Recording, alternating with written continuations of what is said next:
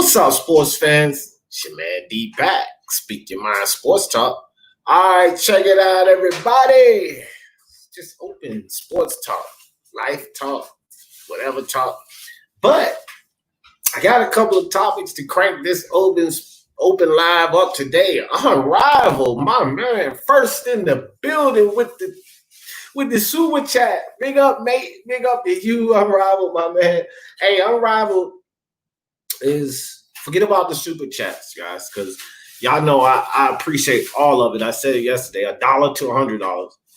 Outside of the super chats, because when I say this, that has nothing to do with the super chats. Unrivaled is one of the biggest supporters of this channel. There's support that comes in so many forms and fashion other than giving money.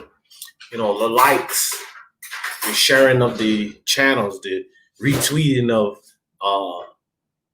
your videos posted on YouTube, posting videos on Discord, sending people over to the channel, giving me tips and helps. That's Unrivaled. And he's been doing that since day one. So shout out to you, Mark. I really appreciate you, bro. Intangible in the building. What's good with you, Intangible? Brian Harkin, what's up, my man? Appreciate you coming through. Battle Rifle. What's up, Battle Rifle? So, guys, I'm going to crank it up. And before I do, let me put the link in the chat for you guys. Whoever want to come up and join the panel for today's discussion.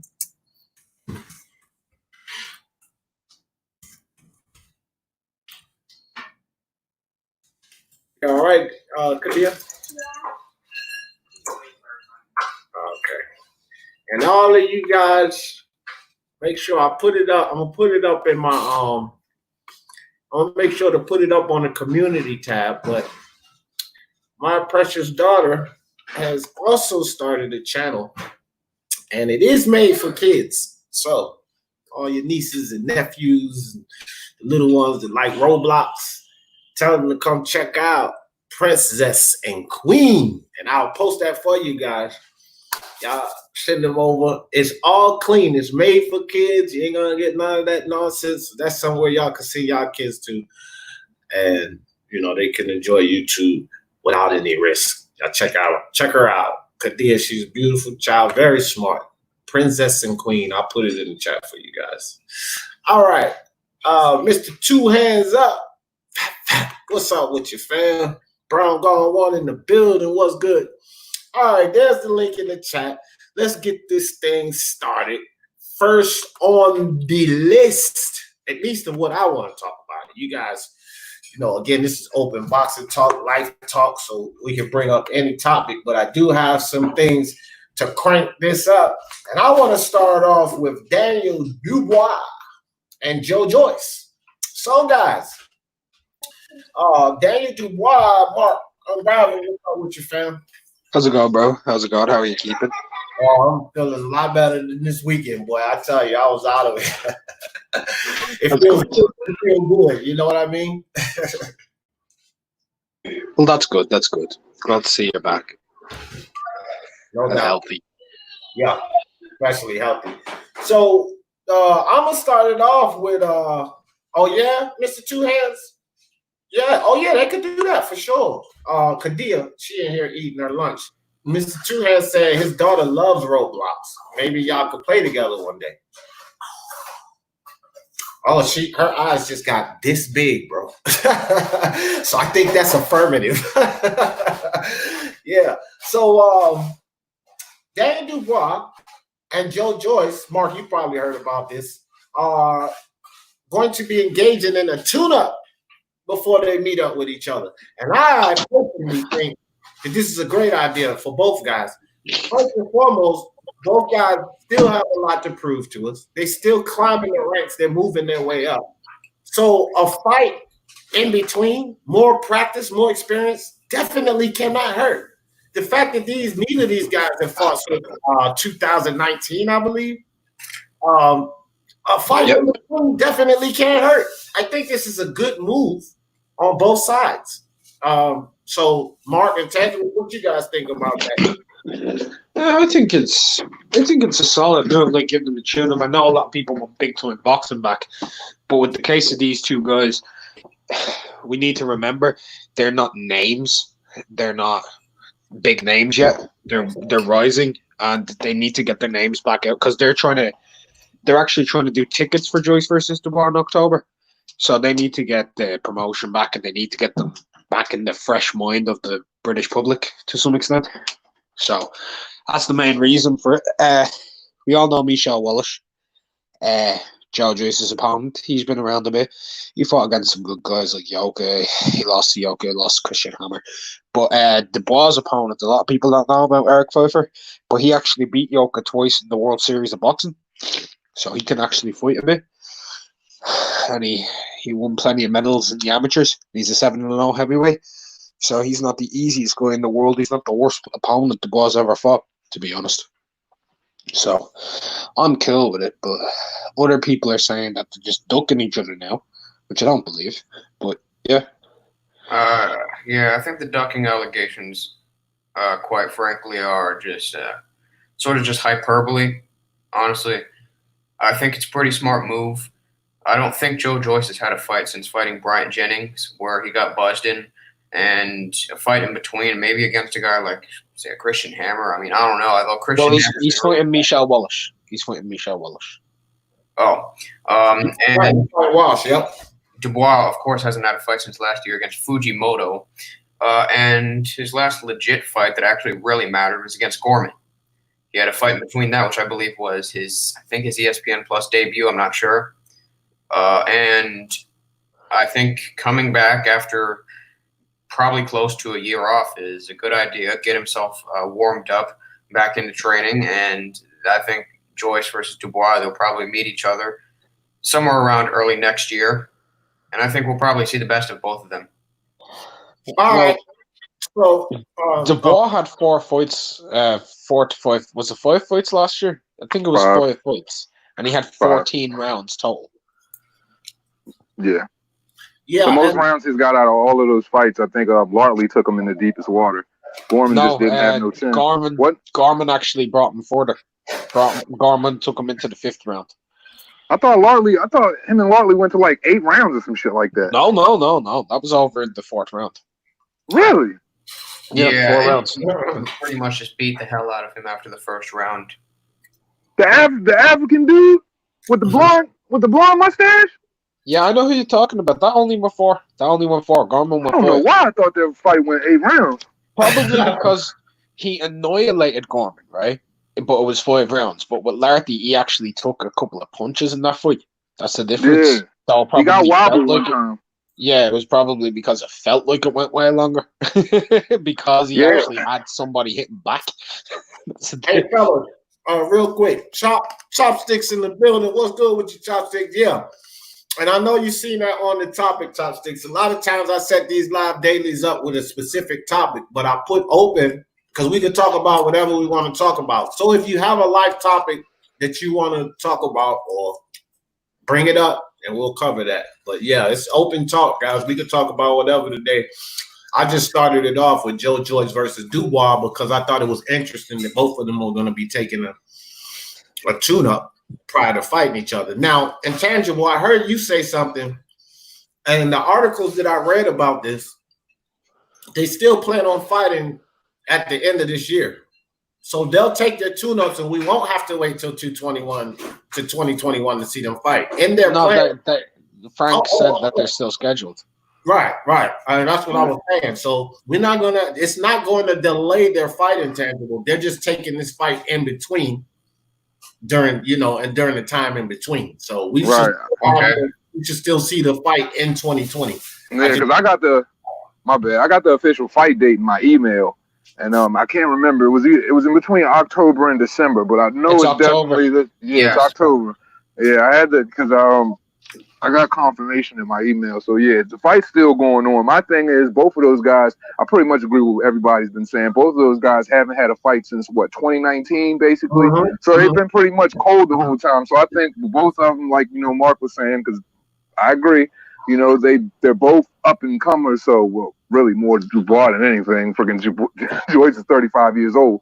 And, you know, they still need to get their name out there. You know what I mean? So, yeah, definitely. You know, being cold that long, I think for the narratives of the fans of each, it will be better for both of them to have a tune-up fight so they can't say, well, he was cold for this long. So if he got beat, they can't even use that excuse. So let's be real. Probably have a fight like sometime in probably August or early September. Dubois fighting in the end of August, and Joyce is fighting July 25th. Then they're fighting in October. Yeah. They're fighting October 24th. Oh yeah. So yeah, I know the guy Joe Joyce is fighting. I think he lost to Tony Yoka in his last fight. Yeah, he did, and he lost to Christian Hammer. The guy Dubois fighting Eric Pfeiffer. People don't really know him. He was a solid amateur. He won a few different medals across different like national tournaments and continental tournaments. And in the World Series of Boxing, he actually fought Tony Yoka twice and beat him twice. So, yeah. He's a short guy. He kind of fights a bit like Demirizin. You remember Demirizin from FBA Jagba? I think he also beat Tony Yoka in the amateurs. I think he actually knocked him out. Yeah, a lot of people managed to beat him, but he didn't beat him in the amateurs. Remember, he beat him in the semi-pros in the World Series of Boxing. Yeah, twice. That dude Tony Yoka is real chinny. Yeah, he was when he was 210 pounds and 6'6", like a beanpole, bro. But he's Tony nice out his frame. He filled out his frame a lot. He's filled out his frame. People forget a lot of those losses like that he took in the amateurs and everything like that. They were back in 2013, 2014, and he wasn't fully filled out. He's filled out nicely. Yeah, Tony can box, man. He got nice movement. Kid can box. Yeah, I like him too. I think he's among the top 3 prospects in heavyweight boxing currently active. Yep. So, I think I seen Willie Williams step up in here. Yeah, I did. Willie Williams in the building. What's good with you, Willie? Appreciate you coming through, fam. Thought I saw you step up in here. Chin Smoke, Glenn Avery. What's up, fam? Appreciate y'all coming through. So, Tony Yoka. Yoka camp has reportedly been in discussions with the Ajagba camp. Now, I've been hearing about that. Yeah. Now, I think pretty interesting, but seeing what I've seen from F.A. Ajagba, I think that I would lean toward Yoka on this one. What y'all think? Man, Yoka gonna smash that boy, man. Look, I think Ajagba is not a very skillful fighter. But he is tough, it seems. He's got decent stamina, I think. Look, he has a puncher's chance against Yoka, and I think he probably has a 30-35% puncher's chance, but Yoka should completely outbox him, the way I see it. I mean, just too skillful, good enough jab. I think he's actually as tall as Ajagba, even though Ajagba has a longer reach. Yoka really uses his reach a lot better than Ajagba. Ajagba pretty much shortens his own reach with how he doesn't really extend his guard or anything like that. So I think Yoka should probably just jab his head off. And if he doesn't get stopped and if his punch resistance has improved, I would definitely lean towards him. Well, Tony Yoka has actually got a pretty long reach himself. Like, I know Effie's is rated at 85 inches. Yoka's is at 82. Yoka's is from the amateurs. Effie's is from the pro. His reach is rated from the pros because in the amateurs, Effie only had an 82-inch reach. All of a sudden, he went pro and he had an 88-inch reach, and they've shortened it down to 85. But the amateurs listed him at 82 back in the day. So at the Olympics, he was listed at an 82-inch reach. So I'm not too sure on Effie's reach if it's trying to put people off. You know what I mean? Yeah. Ayob said he filled out with them drugs. He's talking about Tony Yoka. Yeah, he filled out with them drugs. That's how I filled out. He didn't pop dirty, so I mean. Intangible. It's hard to fucking pop dirty when you're refusing to go and take your piss test and you get piss test. That's true. Right. That's why I like intangible. Stop. Listen, and here's another thing. I already said this before, intangible. Most of these motherfuckers are taking something. I don't care if they pop dirty or not. I firmly believe that. Now, most people. What's up with your fan? Appreciate you. A lot of these boxers out here cycling like Tour de France. Yeah, bro. I mean, that's absolutely true. I mean, yeah, like Lance Armstrong out there. Yeah, those dudes from Tour de France, they were all doing steroids. They probably took it firsthand. Dude, intangible. They were doing fucking Lance Armstrong went so far. He was so wicked with it. He started doing blood transfusions to avoid getting caught. Like literally doing blood transfusions. He actually popped dirty in '99. They just covered it up. So I mean, they're probably doing he the same tested thing. positive his entire career and they covered it up. In fact, and it's not just him. It was everybody on a bike. Everybody who worked with that coach. I think he was Turkish. Everybody who worked with that coach that Lance Armstrong worked with, and that other professional guy who was like the number 2 guy who was winning before Lance Armstrong. Yeah, their whole teams popped dirty. Lance Armstrong just took it to a whole nother level because instead of just injecting or popping, he started doing blood transfusions, going overseas, taking blood bags filled with the shit, swapping his blood out in the goddamn trailer before the freaking Tour de France. Now you got to be a hardcore fucking steroid. Yo, could you imagine customs though? Like most athletes, they go through. They've got needles and steroids. Fucking, you got Lance walking through there with bags of fucking blood, bro. Like, what the hell is this all about? Hey, Pa just said Yoka has a beating waiting for him. All right, Paja think FA Job is gonna put something tough on Yoka. I'll tell you like this. I don't. That fight to me, I really don't. I can't call that fight because I see flaws. I see specific flaws in Tony Yoka from the last fight I saw in him, and I agree with Intangible. I think his chin is a little shaky. But we just watch FA Jogba get dropped. We just watch. All I know, right, is all questions on Yoka's chin come from earlier in the amateur career of his. So from 2014. After he started to grow a bit in 2015, 2016, we haven't actually seen him wobble much. He was wobbled in the Olympics a couple times, but like they were versus big punchers. They were guys who we know can crack. FA, he didn't even do anything in the Olympics, let's be real. He did fuck all, bro. He got beat by Deutschko, didn't he? Got knocked out of the tournament by Deutschko. Got beat by Hergovic. He lost a decision. Intangible. Do you know what they call it when you get taken out of a tournament by somebody? You get what? You get knocked out of the tournament. That's what you meant. All right.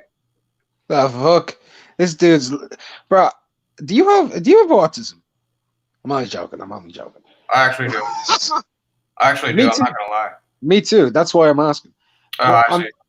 On the same point, right? Let's just move off from that, right? And let's. He hasn't actually been hurt.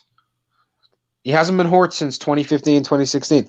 So we've seen Effie be hurt. We've seen him be hurt. We've seen him floored by Igalo. You know. So not Igalo, Iago Kaladze. Whoa. You're coming in like a transporter beam. What the fuck is that? He's getting abducted by aliens. I've taken over this show, bro. Thank God. Look at my logo up there, looking all sweet and sexy. Oh yeah. The Men in Black now recruiting big. I think Tony Yoka beats Effie Jackman.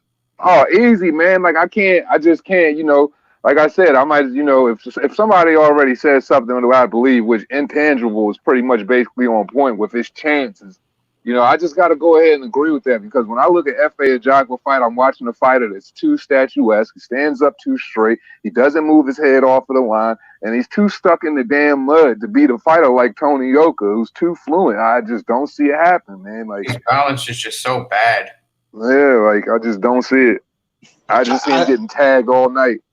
Hey, offset. Can y'all hear me? Yes. Yeah, we hear you, bro. Loud and clear. All right. Yeah. I got to run to the store, so I'm glad you did take over, Mark, but I had to switch to my phone and shit. No, it's all good, man. It's all good. We can keep. I wish I knew what the topics were, but we can just keep going.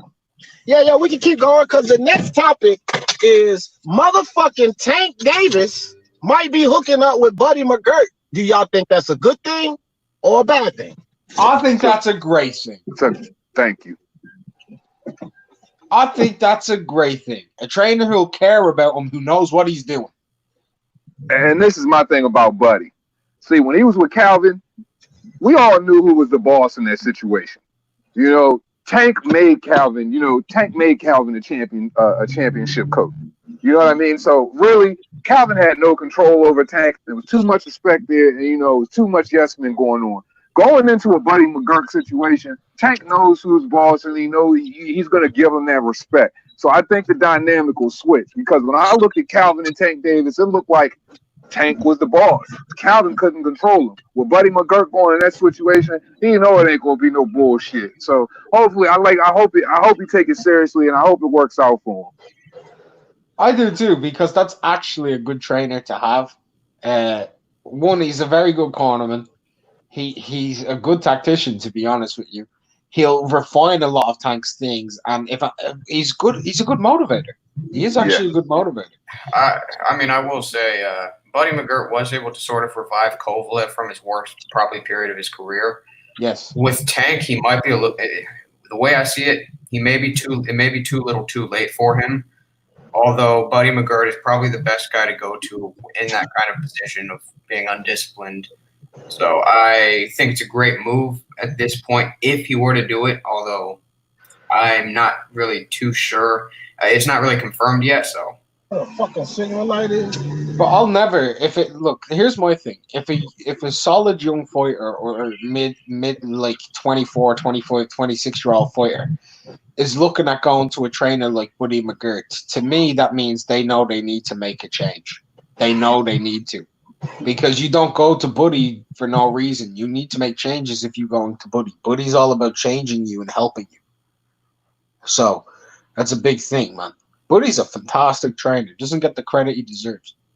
Yeah, for sure. Hey, I'll tell you guys this. This was my thoughts on it when I read the article.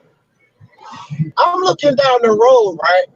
Because, for people who've been around me long enough, Mark, maybe you, because you've been around me for a long time, I actually used to like Tank Davis. I actually liked Tank Davis after a while because he wasn't moving the way I want to see a fighter that I support move. But I was actually a fan of Tank Davis.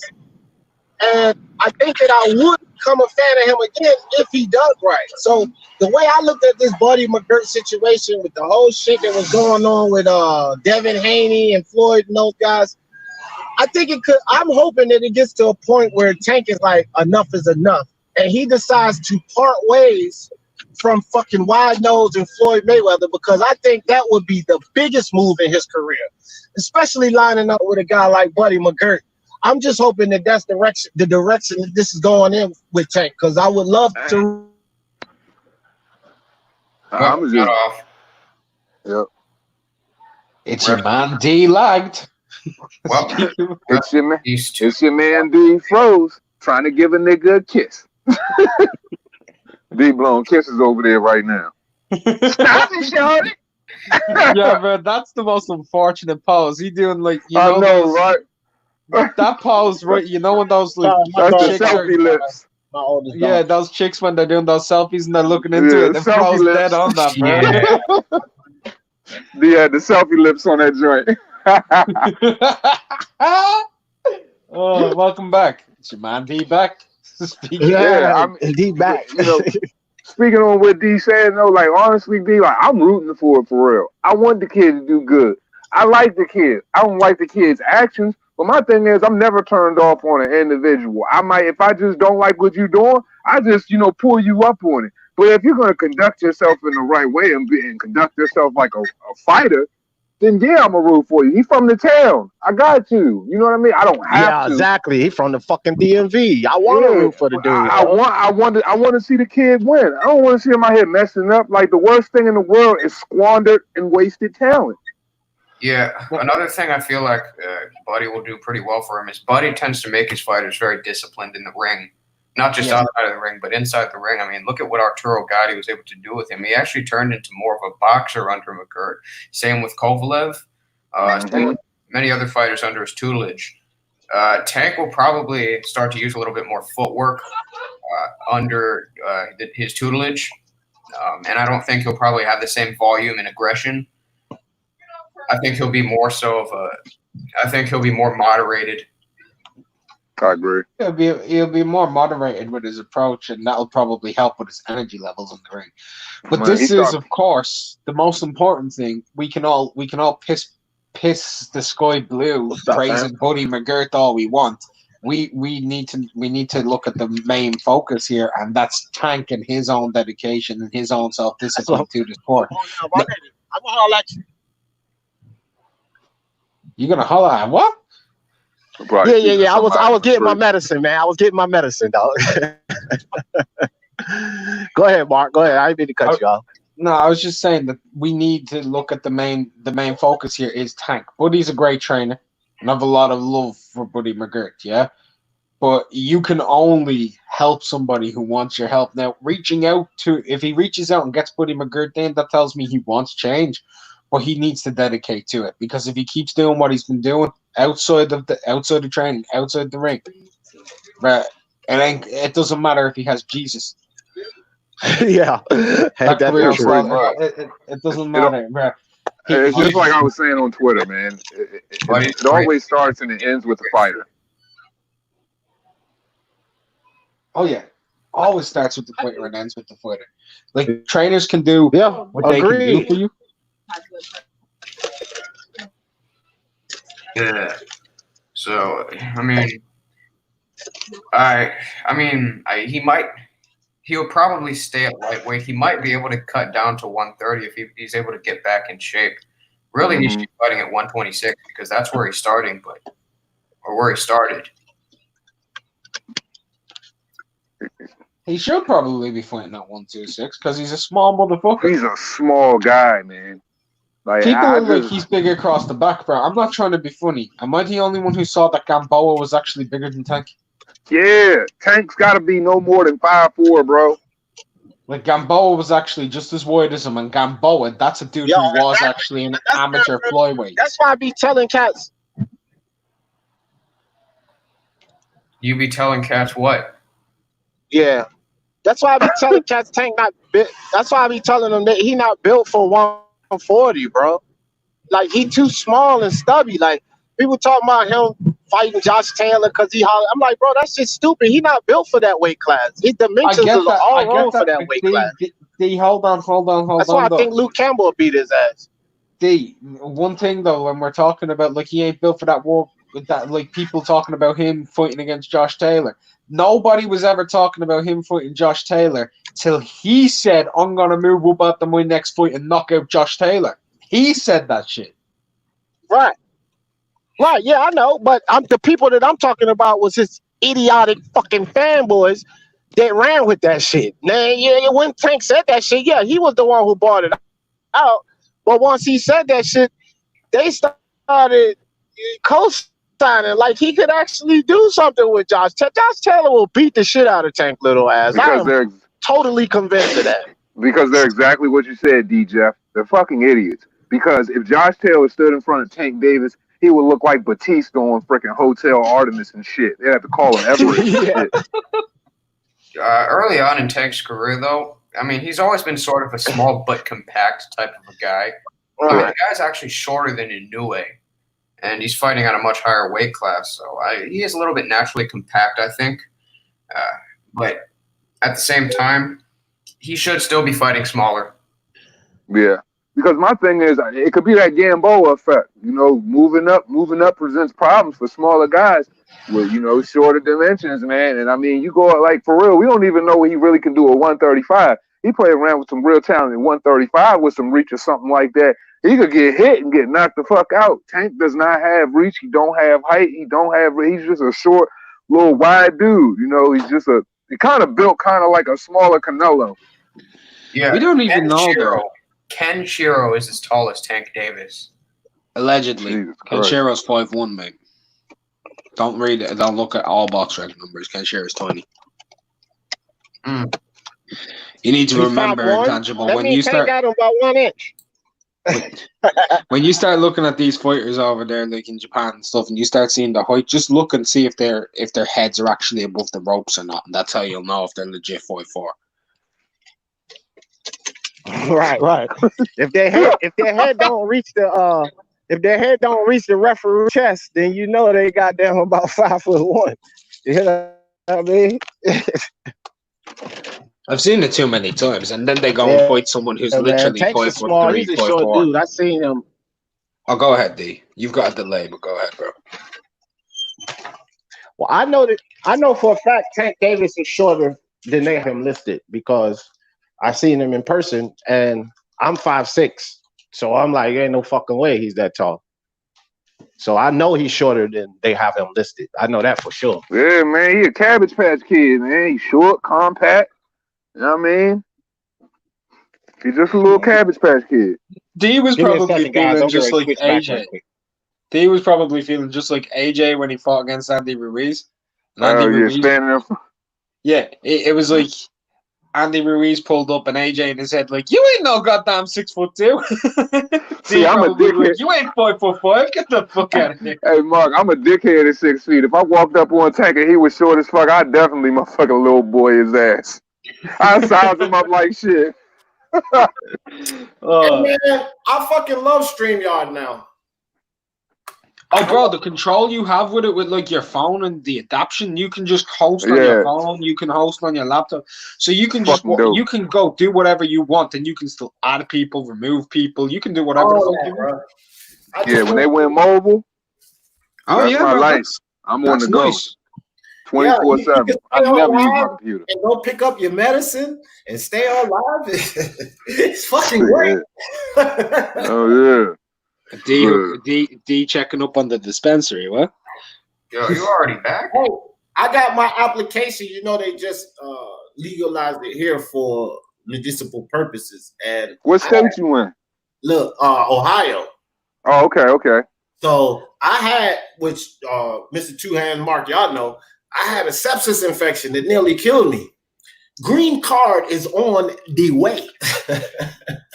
Oh, you already know. You already know I got mine. I know you got yours. I already know. You snowed on. Yes, sir. I'm waiting for my brother-in-law to get off right now. I'm trying to tell you. Let me see who stepped up in the building since I ran to the store. My man Dragon Leg, South Korea in the building. What's good? Get this smoke. What's up? Get this smoke. Smoke, Dragon Leg, Croix, Luke. Yo, what up? What up with you? Lewis Sports Network, my brother. We get ready to crank this basketball thing off it, just in case it happened. Basketball season kind of shaky. Texas boy, what's up with you, fam? Appreciate you coming through. I just got back, guys, so sorry. J Blues Boxing, what's up, J Blues? Foggy Animator, what's up, Foggy? Tank Nation, that's my man, Tank. What's up? This man said talking about taller men because you guys get intimidated by taller men. Nigga, I'm not short. What the fuck are you talking about? I'm 6 feet tall. Fucking idiot. Oh yeah, I'm talking about tall men. I'm talking about tall men because I'm intimidated by them, bro. I'm 6'5". Yeah, I'm 6'5", bro. I mean that is the most sound theory I've ever fucking heard in my life. I swear to God. Yeah, that comment only would have worked for me.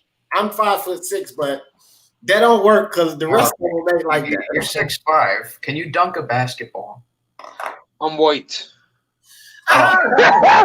No, don't say that. You Billy Hope. You Billy Hope. White man can't jump. You gonna catch that joint. You gonna catch the alley-oop. I don't play basketball. Yo, Intangible, like you play basketball, right? Yeah. Okay, so like, can you take a punch in the face on the street? Depends. I'm pretty small though, so I probably couldn't by most. See, that's the answer. Dunking about that chocolatito sore one chin. Dunking a basketball at my age, man, doesn't matter, man. It doesn't matter. I probably would have been able to about 4 years ago, but not now. Man, look, dunking don't mean shit to me if I ain't getting drafted. You know, I got a first cousin that literally plays in the NBA, got drafted number 2 out of every freaking college player in the fucking world. He is 6'7". I get my ass whooped in North Carolina. Oh, damn that. Them boys down in Carolina be balling, fam. Man, look, man. Look, they take that shit like a religion. Look, y'all know how football is down in Texas? That's how basketball is in Carolina. He in the triangle. he in the college triangle, being in Charlotte, because he played for the Hornets. You know what I mean? But he from Jersey though. So he, you know what I mean, him and Kyrie started with each other. So he's been playing with Kyrie. He's been playing with Kyrie and Anthony Davis his whole life. You know what I mean? In Kentucky, it was him, John Wall, and Anthony Davis. And he got drafted number 2, and I think Anthony Davis went number 1. Anthony Davis went number 1. He went number 2. No, John Wall didn't play with Anthony Davis. He played in 2010. No, it was AD I think in 13. Yeah, it was whoever got drafted before my cousin Michael Kidd Gilchrist. Whoever got drafted before him that year. I think it was might have been Anthony Davis. I'm not sure. I like or Boogie Cousins. One of them two. Look, since we speaking about basketball, and my man Lewis, if you got time, jump on here. That's my partner in crime when it comes to this basketball thing, dog. Yeah. But since we talking about basketball, I want to talk about this J.R. Smith situation, man. Because I'm sick and tired of, okay, the LeBron fanboys, and y'all know they're everywhere out there, and the Laker diehard fans, they're out there. They're overhyping this situation with J.R. Smith. I will agree. They are definitely overhyping. But then you got the naysayers, the Laker haters and the LeBron haters, which there's a lot of those out there. They're severely diminishing the value of acquiring J.R. Smith. Here's the thing. I had Kalua Z. Shout out to Kalua Z. That's my dude. He is always open for the challenge. But I just did a quick live about this J.R. Smith situation. He came and said that he believes that J.R. Smith is a downgrade from Avery Bradley. Now, see, look, to me, this is one of these people that really don't like the Lakers and LeBron James, because here's the reality of it. That cannot make any sense at all for anybody that knows basketball. First and foremost, Avery Bradley plays the one position, point guard. The reason Lonzo Ball had problems with the Lakers is because LeBron James is ball dominant. He does not give the point guard the real opportunity to do their job. When you play with LeBron James as a point guard, you end up being a fucking spot-up shooter half the time. You understand? You gotta have the mentality of a Kyrie Irving if you're going to play with a LeBron James. Right. Well, so you ain't getting no money. So when you sit up here and say that J.R. Smith is a downgrade from Avery Bradley, then you don't understand the dynamics of basketball, because J.R. Smith plays in the 2 position. First off, he's not even in the same goddamn position. Secondly, J.R. Smith is a defensive player. He provides defense. There he is. And a spot up. And a spot up that can pull up from anywhere on the floor. Right. So if J.R. going to be on the squad, he's not going to be running the ball down court. LeBron going to control the ball, and he going to move the ball around. He's going to shift the ball up top, and then they're going to transition. Like, that's just how it works with LeBron. And here's the third benefit for the Lakers. Here's another benefit for the Lakers adding J.R. Smith, the 3-ball. Everybody knows the Lakers ain't been the greatest at the 3-ball. He adds that element in there. And the fourth reason he's not a downgrade, he understands how to fucking play with LeBron James. Mm-hmm. Why do people think that Lonzo Ball had so much issues? Because LeBron James is ball dominant and he did not get the chance to develop. So as a point guard, if you're replaced, or you can't be downgraded when you have a guy like J.R. Smith coming in that adds so much value to the team. The most important thing is he has championship pedigree. He knows what it takes to win. Right. The great Michael Jordan said that they would not have won unless the bad boys taught them how to win. It's not always about the talent. It's not always about who has the better team. You have to know how to win a championship.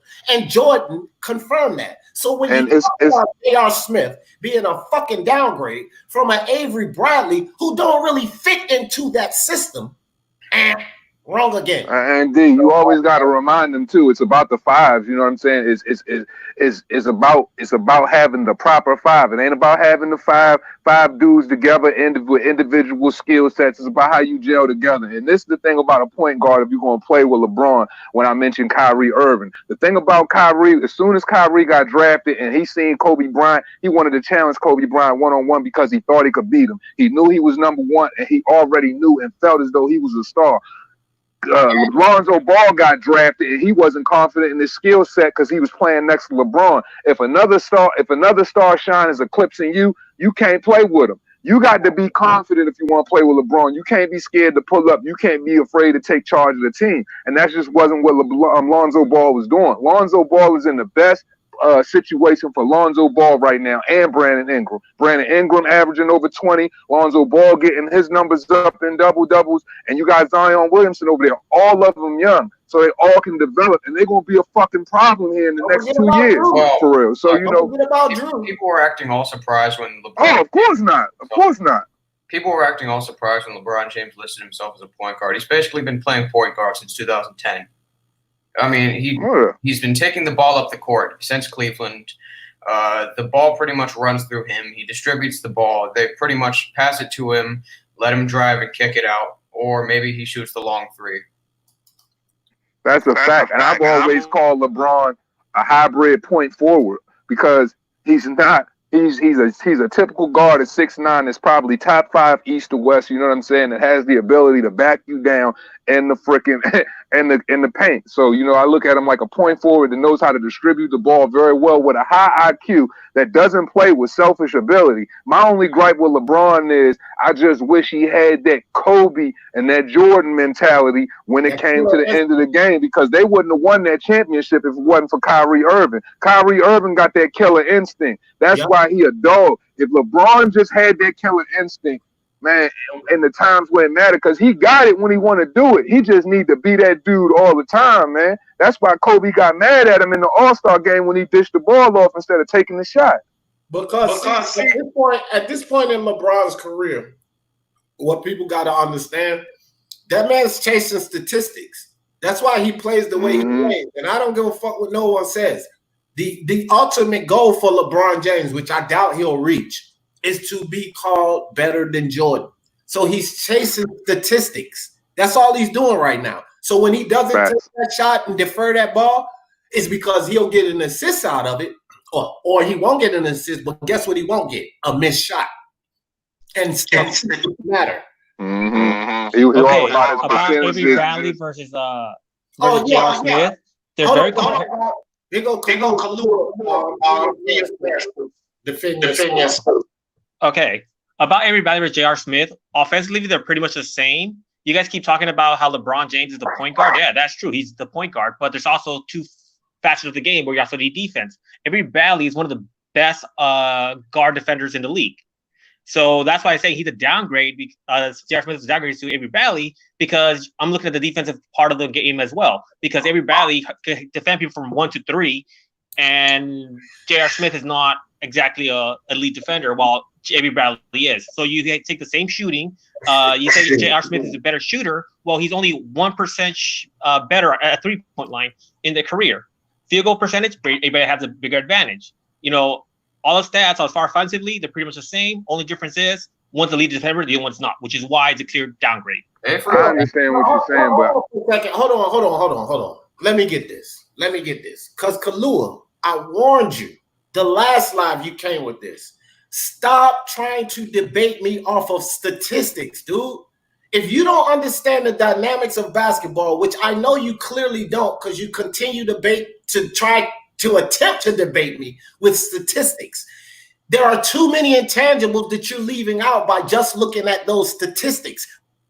First, I'm going to give you this, something that you probably are not aware of, or you're not taking in as a factor. You have what's called a shooting percentage. Then you have what's called a real shooting percentage. Here's the difference, Kalua Z. When you read those statistics and you spit those statistics up here that you're telling me about, this is what you're not accounting for. Who takes more 3-point shots? Okay, if you take 1,000 3-point shots and you have a little less just like you said, a little less of an average versus somebody who does not take nowhere near those 3-point shots, and he has a greater average, who's actually the better 3-point shooter. See, that's why they have what's called a percentage and a real shooting. If you don't know the dynamics, stop trying to argue me with fucking statistics, dog. You're not going to win this. You're not. J.R. Smith cannot be considered a downgrade. Secondly, Avery Bradley is a very good defender. You don't know basketball because he's not no fucking elite defender, fam. When you're an elite defender, you know what you'll make when you're an elite defender?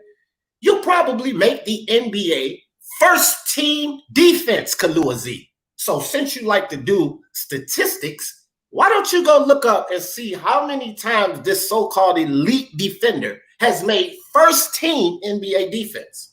If he has not made first team in the NBA defense, then it's insincere to sit up here and call him an elite defender.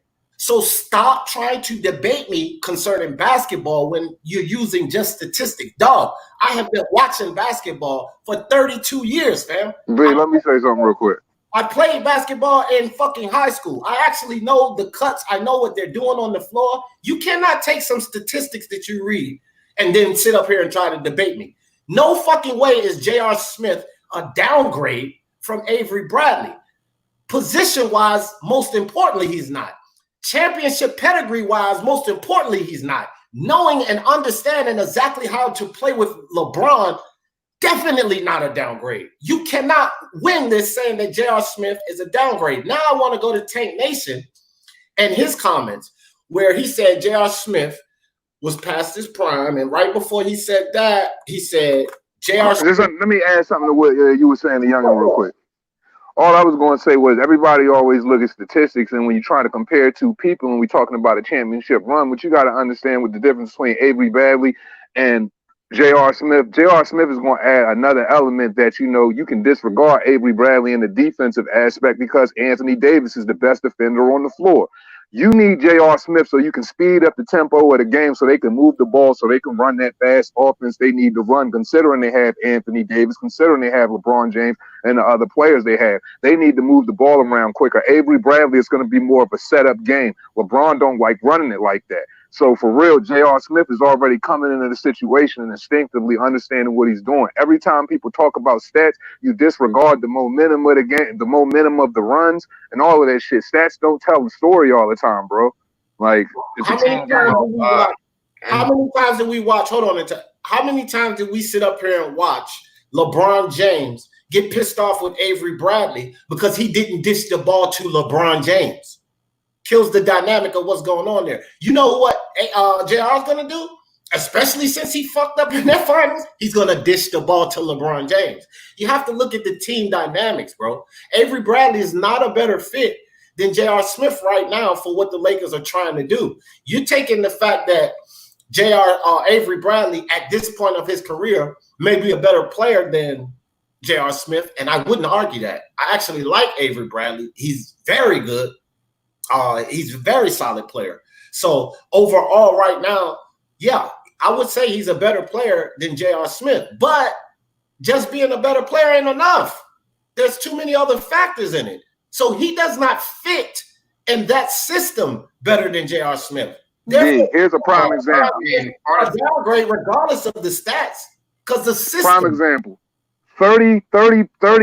35-plus-year-old Ray Allen playing for the Miami Heat. He couldn't bring that. He couldn't bring his athleticism. He couldn't bring his dribbles that he had with the Milwaukee Bucks. All he brought was his set shot on the baseline and the top of the key. He post up and he set shot. That's sometimes just what you need. That's what changed the dynamic of the game. If it wasn't for Ray Allen, they wouldn't have got that championship in Miami. So, a J.R. Smith is necessary. And I'm telling you right now, if J.R. Smith is turned on and he's ready to work, bruh, he's going to tear some shit up. No way.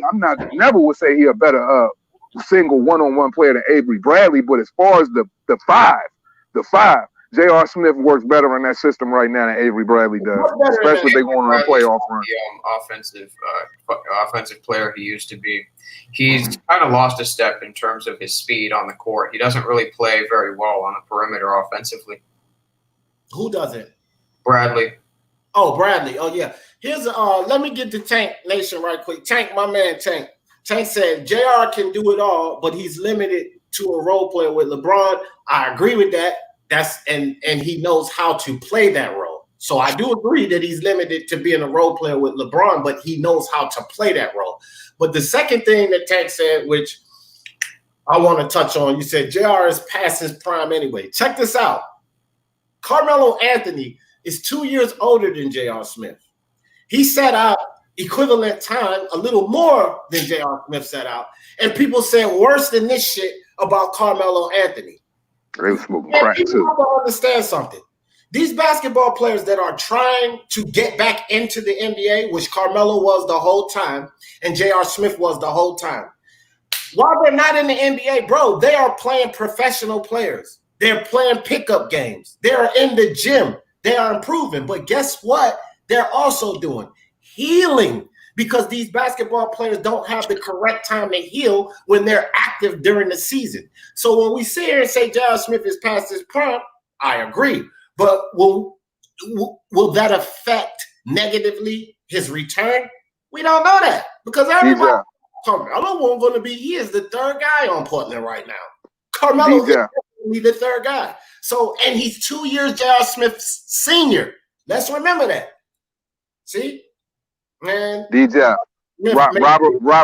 Robert Horry passed his prime. How many teams did he win championships for?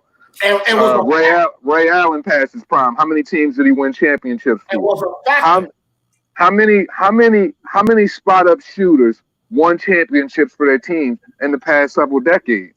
It's a fact that spot up shooters always have helped these championship teams win championships, bro. Like that's just how it works, bro. You need a seasoned spot up shooter, bro. Let me piggyback off that real quick.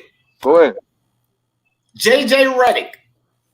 Okay, listen to me, Lord Z. JJ Redick, spot up shooter, probably known, him and Kyle Korver as probably two of the best spot up shooters in the league, has not missed the playoffs his entire fucking career, Kalua Z. Spot up shooters help teams win, fam. JJ Redick has not missed the playoffs his entire fucking career, Kalua Z. You have to understand the system before you just look at stats and determine, oh, this guy's better than this guy, so it's a downgrade. No. You have to look at the whole scope of basketball, fam. The statistics are not going to give you the answer.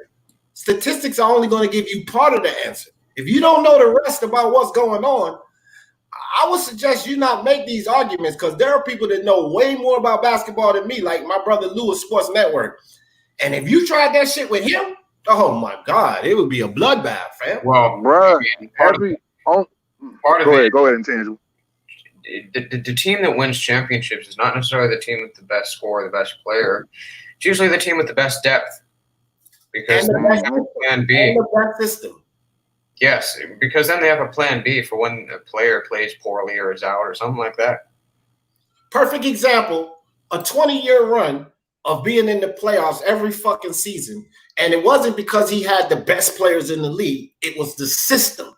Greg Popovich. So don't fucking sit up here and tell me no shit about this player being good, this player being... It was plenty of teams around the Spurs that had more talent. Plenty. Mm-hmm. But they was winning Robert Horry, Danny Green. Dominated, fam. And the reason they dominated is because of the system. So if you don't incorporate a player being shifted around, if you don't incorporate the system that they're put in, and you just look at their statistics, dog, that's not going to give you the whole answer, fam. You have to look at everything in basketball and everything that's involved. You know, does he have greater statistics? Those statistics that you pointed out, of course they're true. It's written in. But how does that translate and correlate to what they'll do with a particular team? Statistics are not going to give you all of those answers, fam. And that's a fact. You ain't getting all of those answers just by looking at the stats. Like the world champions last year, the world champion, you know, they had Danny Green. He was playing that role that Ray Allen played. And he's a smart up shooter. Yeah. Alice the full time. What's up, fam? You just slid up in here dropping some gems. I hear you. Yeah, Bro, like yeah, it just completely killed that argument when I asked that question of all of the championship teams you can think of, and in their glorious moments in holding up their trophy, what was the main cause of it? They had special spot up shooters who would come in those moments and hit those big shots. You have to have that assassin type shooter, bro. He might not have the best footwork, he might not be quick off of, you know what I'm saying, off of the first step, but that motherfucker can pull up and he can hit that bitch anywhere on the floor. That's what Kyle Korver's for. That's what your JJ Redick's is for. That's what your Danny Greens is for. You know what I mean, guys? That's what you have a shooter for, bro. He pulls up in those clutch moments. Yep, look, Mark said, I hate stats, man. Look at Jason Kidd and Brook Lopez. Guard versus a center. Lopez averaged 6.4 rebounds per game. Terrible for a center. Kidd averaged 6.3. Very good based on stats. Exactly. That's why you can't look at statistics. Exactly, Mark. Great point. But the problem is, people that never have played basketball, them are the only ones that go to stats, bro. Stats don't tell the story on the court, man. And it don't tell the story on the football field either. I try to tell people that. Baseball either. You have to know the dynamics of the team. You have to understand the system. Every basketball team runs a different system, bro. They don't run the same systems. So it could be, look, I'll give you an even better example. Look at Mike Conley, right? Look at Mike Conley and the way he was playing with the Timberwolves and the drop-off that he's seen when he went to the Jazz. It's a different fucking system. Does that mean that Mike Conley's not the player he was? No, he's still a great player, but he's in a different fucking system. So you can't take a player and his statistics and then stick him on another team and say, oh, he's awful because of his statistics, or he won't fit only because of his statistics. No, you got to look at the whole scope, bro. Hell, Jason Kidd was never a guy. Mike Conley care? And they got $150 million. Mark mentioned Jason Kidd. Jason Kidd was never a guy with overwhelming statistics. In his prime, he was averaging about 15 a game, about 6-7 assists. But he's probably one of the most impactful players of all time. I mean, he pretty much dug the Nets out of a grave. And you know what else he's been 15 good points when Jason Kidd was playing is solid. Yeah, he's been good at being a coach too. That's another bonus the Lakers have, because Jason Kidd is a smart mind, bro. He's a smart mind. He's assistant coach for those guys. So because we got to be realistic here. You know what I mean? Back in 90s basketball and stuff like that, and early 2000 basketball, point guards weren't averaging 20 points a game. The only people that were really doing that is Isaiah Thomas, and you had, your Gary Paytons and shit like that. But 15, anywhere from over 10 to 15 points and match them assists, shit like that. That was what, those were all-star point guards. You know what I mean? Now you got these freak-ass Russell Westbrooks and Derrick Rose, and, your Chicago Bulls rookie year Derrick Roses and shit like that. You know what I mean? They just John Walls and shit, just jumping out the gym. It's just the athleticism and the size will change. Facts. That's a fact. Man, black and brown in the building. We're good with the black and brown. Chat Ross, prime fight champions. At the same time, I mean, players that get a lot of assists, they tend to attack. Their teams tend to. It seems like black and brown got a different voice. All right. My bad. Is that black and brown talking? No, that was Tangy. I was just fucking with you. I just introduced you, and Tangy went right off and shit. and Tangy been waiting. Hey, no, real quick though. Hey, look, I don't want to compare those two players because, like you guys are saying, they play different positions and they bring different things to a system. But let's not forget what Lakers are gonna lose with Avery Bradley not being there, because Avery Bradley also brought something to the system. Not the same thing J.R. Smith brings, but the ball handling for when LeBron needs a break. When LeBron needs a break, that ball handler, and they're gonna miss that with Avery Bradley, and they don't have that now that Avery Bradley's gone. It's gonna be strictly LeBron and Rondo, and Avery Bradley brings a little bit more to the table than Rondo, if you ask me. But yeah, you guys are right. You can't compare those two players because they bring different things to the system. All right, everybody. All right, hold on. I got something that's gonna bring some comedy to this. I told y'all I always get DMs, so I just got a DM. And everybody do right laugh. I'm gonna put this shit up. Oh my God! Hold on. Here it comes. This one I can't believe it. Somebody just sent me this. I ain't gonna say who sent it to me, but I'm damn sure gonna share it for everybody to see. Hey man, all right, y'all ready? Let's laugh. Let's all laugh together. Fucking hell. Oh Lord. Y'all can't see the title under it because it won't. I was trying to slide that, but the title under it says H Money with his man El Jefe. God almighty. That boy's getting down. Time I will send me this. Pride week going crazy. Yeah, I just thought I'd share this with you guys. They at the LGBT BBQ. I see Bob boxing. Hey man, this photoshopping is funny as hell to me. I'm sorry. Yeah. As I was mentioning, though, teams with a player that gets a lot of assists tend to actually not. They tend to not win They tend to not win as high as teams with lesser amount of assists, individual players. How many teams, though, of this past era that have won championships have players with like 10 assists and such? Because those players tend to be almost too ball dominant for them to actually work through an equal opportunity system. Yeah, because we playing in such a different era of basketball where they don't operate off the point guard and they don't operate off the big, maintaining the paint. The bigs are sweeping out to the wings, and the point guards are shifting off, and shooting guards are moving into position. They're being more dominant with it, and small forwards. You got guys like Giannis Akatempo who controls the ball and shit like that. And, they're dominant and they get big points. So that's why in most scenarios, the assist game doesn't win because the style of the game has completely changed. And these hybrid players have completely evolved into freaks of nature. Kevin, you got Durant, like all of those guys, man. Like, so that's why I would say the assist guys don't make it, because you got guys like Russell Westbrook who gonna bring you. You know what I'm saying? He's gonna be Mr. Triple Double every game, but it ain't translating to a championship. So, well, look, it's not Giannis Antetokounmpo, it's Giannis Antetokounmpo. Just wanted Antetokounmpo, yeah. Man, I'm gonna say that shit wrong 80 million times, so you can keep correcting me with that bullshit. I'm not gonna lie though, it took me a couple months for me to get that right, but I actually practiced it with a little bit of research. Oh, nah, I know that nigga, he's just the Greek freak for me. I know what they call That's my man. Antetokounmpo. Yeah, I try to say it the best way I can.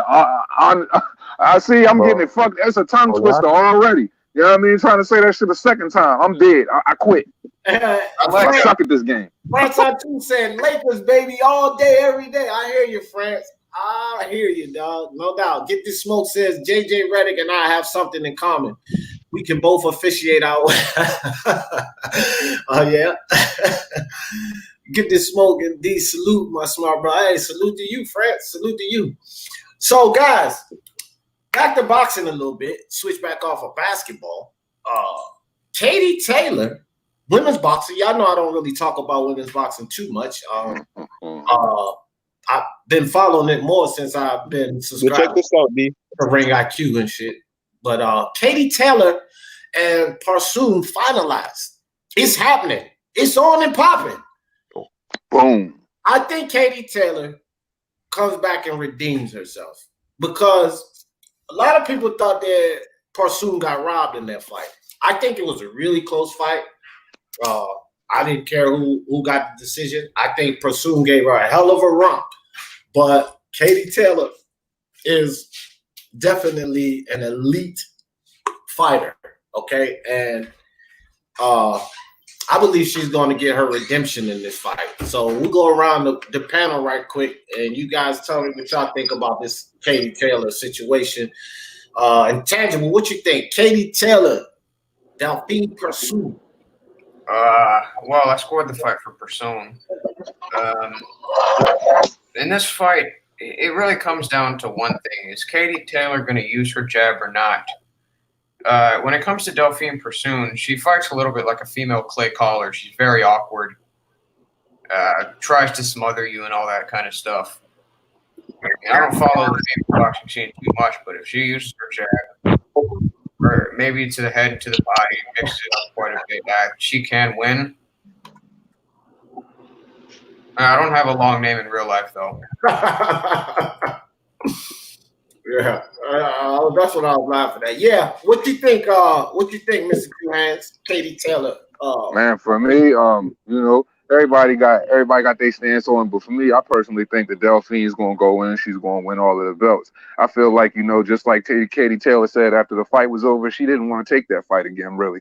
So I feel like Delphine going to overwhelm her with the pressure. I feel like Katie Taylor doesn't want to keep up with the type of tempo and the pace that Delphine brings, and she don't really want to go through that type of storm again. So I feel like Delphine knows she got robbed, and I just don't think she's going to leave anything up for chance when she goes in the ring this time, because she knows she can whoop her ass. So I think it's just another level of confidence going in this round. But overall, it's a good fight. I can see why people would score it one way or another way, but I scored it based off of effective aggression and just output.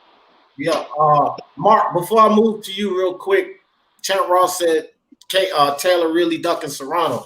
Actually not, Champ. Hell no. Situation is not. Serrano was the one who pulled back from that fight because she felt like Eddie Hearn was bullshitting her.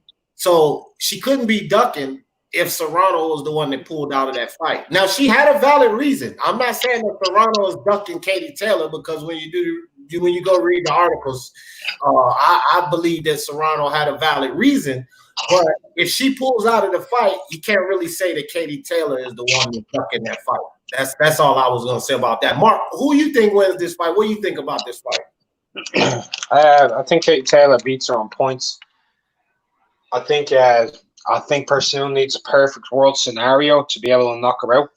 We know she can rough her up and stuff, but there's way too much stock in Katie money-wise in women's boxing. Like, that money is like in women's boxing, that's getting into Canelo type of shit in the male game. That's what it's getting into. I hate that shit, man. I know, but that is a reality, and we do need to pay attention to that. Very true. Even if you scored that to Pursuit in the last fight, can we all agree that Katie Taylor's chin is fucking unreal? Yeah. Yeah, because Pursuit hits fucking hard, bro. She hits way harder than Katie. I think Katie needs to use her jab and her feet more, because she can actually really box really well, but she decided to fight with Pursuit. And in all honesty, it was a great fight. But she should have jabbed more and kept turning her, because she can do that stuff. She can actually turn Pursuit. But yeah, I think Katie will win this fight. And I think she'll actually do a better job, because I think she knows what she needs to adapt, because last time she didn't, and she said what she needed to change. So she knows how to fight her now. Yeah, now I do agree with this, Champ. He said Hearn knows what's going to happen. He lowballed the offer. Now, I don't know if he knew that she was going to lose, but I do believe that he may have lowballed the offer because he wanted to go in a different direction. So I wouldn't go past that. I wouldn't argue that, because, again, I like Hearn. I think he's the best, but he's a promoter, and all of these promoters do some bullshit, and people need to accept that. Can I just please segue off that just 1 second? Oh yeah, for sure. I completely disagree with that. Amanda Serrano ducked the fight, and she was being completely too greedy, understanding there was no audiences, and she was offered over $200,000 for the fight. Now my thing is, she feel like she's supposed to get an elevated pay over $200K when God damn it, when two-time gold medalist, freaking undisputed champion, her highest payday was against Habazin, and she only got paid what, $400,000 or $300,000. So you believe that you're supposed to make more money than Claressa Shields with no audience? I disagree with that. Well, I will say my other thing with it, real fast. Go ahead. I want to segue off that just real quick. Yep. Also, on top of that, you need to remember she only made 15 grand last year. Boom. Oh, really? Yeah, and by the way, if you want to know who my source on that is, it's her own promoter. He said it on Twitter himself. He literally said that she only made 15,000 last year. Now Eddie's trying to stop her from making a little bit of extra money. She's getting what, 75 grand for this Telemundo deal? Yo, bro, cut it out, man. She would have made an extra 125K on top of that TV deal that you were trying to do for her. Get the fuck. So what that tells me is you didn't want the smoke. Okay, if you're gonna take 75. Hold on, guys. Hold on. Let me see this. Let me say this though. Isn't she entertaining a fight with Breakers? No. Breakers is fighting against Jessica McCaskill. Oh, McCaskill. That's right. Yeah, I don't know, man. Y'all might have a point, because again, y'all know. I'll rock with Julius on this one, bro. I'll rock with Julius on this one. Julius has been studying into this for a long time. He's saying she took it. ducking, because I'm damn sure gonna go with him. That's why I get most of my information from him. Julie says she ducking, she fucking ducking. Because I think I didn't do a poll, but I literally was focusing on that whole situation when it started going a little awry and stuff like that. And I just started looking at what was the reason why she wasn't fighting, and it was based off of the money. So my immediate argument was, okay, well, if you want more money and you feel like you're being underpaid, considering all of the circumstances, let me look at what Claressa Shields got paid, what was her highest payday, considering her last fight, and the public was available. And it was only $100,000 more than what the fuck she got offered. So in my mind, I'm just like, Gluttony is one of the most evil fucking sins. Yeah, and here's the other thing. Go ahead. Katie Taylor actually agreed, because there's no crowd, she agreed to a pay purse cut so that Amanda could keep her purse agreed. Yeah, Bronco wanted me too. So Amanda agreed to a purse, right? Yeah. She agreed to a purse, and that had a crowd. It had a crowd, and she's still getting the same amount of money. Yeah, sure want that smoke. But see, Bronco one, I'm the same way, though. I would watch like the big fights, but I wasn't really into it. Then when I subscribed to Julius, and the way he covers it so well, he kind of gets you excited for some of those fights. So I started watching it more, but I would never, like, I stand corrected. I'm dead wrong. The bitch was ducking. Because I would never try to debate someone who knows much more than me about, and he knows much more than me about women's boxing. So I'm going to go with what he says. My idea is she won't ducking, but hey, y'all guys damn sure gave a lot of validity to the fact that she ducking, so you can't really deny that. Then the bitch takes the $10,000 worth of fucking training money and don't want to fucking kick it back. You take the $10K to train for the fight, start complaining about the purses, then you don't want to kick the money back, and then talking about fucking Eddie Hearn's a fucking piece of shit. Get the fuck out of here, bitch. Like, go take your ass back to fucking MMA and get your ass whooped for basically nothing. Sorry. No, just Queen Lisa and Samuel Shaw stepped in the building. Just wanted to shout them out. Go ahead, Mark. I was gonna, Two Hands, have you been looking at all those tweets that have been going around? Is it just me, or has Serrano, has she been playing some type of Me Too movement type of bullshit with this whole thing? Like, she's like, I'm nobody's plaything and all this shit. Bro, she get the is. fuck out of here. She's trying to create a fucking narrative and get, one of those fucking regimes, you know what I'm talking about, battering their back. I just don't want to say it online. But y'all know what I'm talking about. Yeah, for sure. I mean, and to kind of stay on topic, but switch the topic, a lot of celebrities in general are utilizing these movements for their own purpose, bro. Right now, like I don't care if it's Antifa, Black Lives Matter, Me Too, whatever, but they're utilizing these movements for their agenda. I'm not even sure if she even fucking supports the movement. And I'm being honest about that. But now all of a sudden you want to kind of utilize what's going on to get them back and to force the pressure. Look, you ain't going to force no fucking pressure on Eddie Hearn. He'll laugh at that shit. That's a fact. You ain't going to force no pressure on none of these promoters. All the fucking about what they doing, and they do it anyway.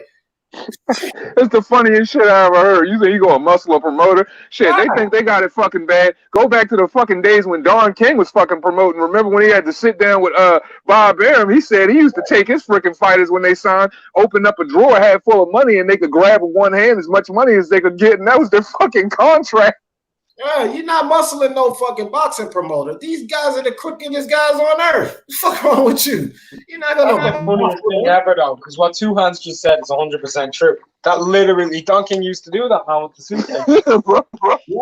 Wait, am I the only person here who doesn't follow field boxing, but now has a lot of respect for Katie Taylor and wish more fighters would do what Taylor did, where she's like, you don't want to take a pay cut, so I'm going to take my own money, give it to you because I really want this fight. If more male boxers did that, I would have a lot more respect for male boxers. Now at this point, like, she has more balls than most of these male fighters now. It's pretty sad.